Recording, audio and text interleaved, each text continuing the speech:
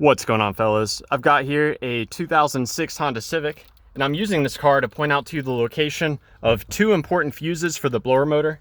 I'm also going to show you the blower motor relay and give you some troubleshooting steps for what to do if your blower motor is not coming on. So if there's no air coming out of the vents. Now, the first fuse for us to look at is going to be down here. It is fuse 36, which is a 10 amp fuse here.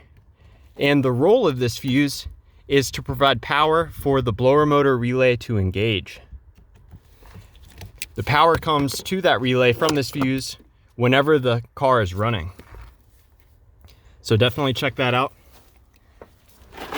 Now moving under the hood, that's where we will find the main blower motor fuse and the blower motor relay underneath this cover, which we remove by pushing in on the tab here and here, lifting up. So the blower motor relay is this relay right here. And the blower motor fuse is going to be this fuse right here. So when this relay is engaged by receiving power from that fuse I pointed out to you earlier, this fires and it takes power from this blower motor fuse and sends it on to the blower motor, which is on the passenger side of the car. Now, quick troubleshooting steps, what I like to do with relays.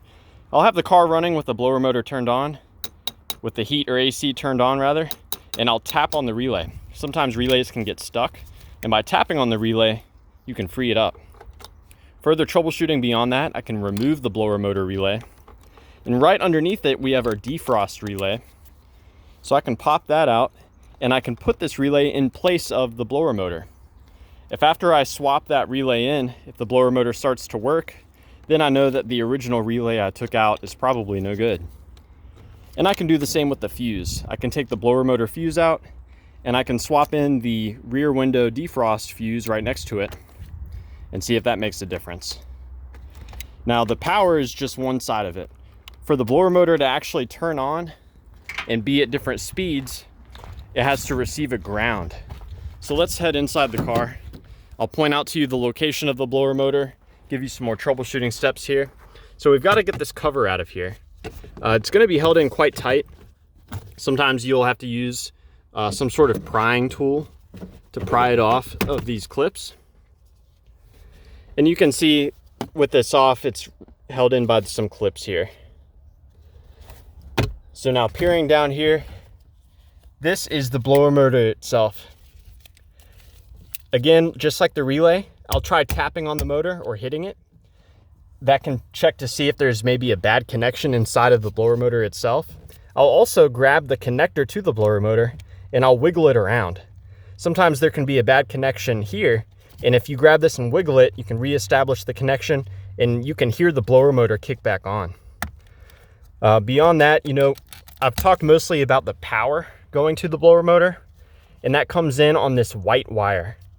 So if you see 12 volts at this white wire here, then you know that the blower motor relay is working and that the fuses are good. Now the ground is what gives it the different speeds. So it always receives full power, but when you turn the speed adjustment, the computer varies the amount of ground that it's giving to the blower motor.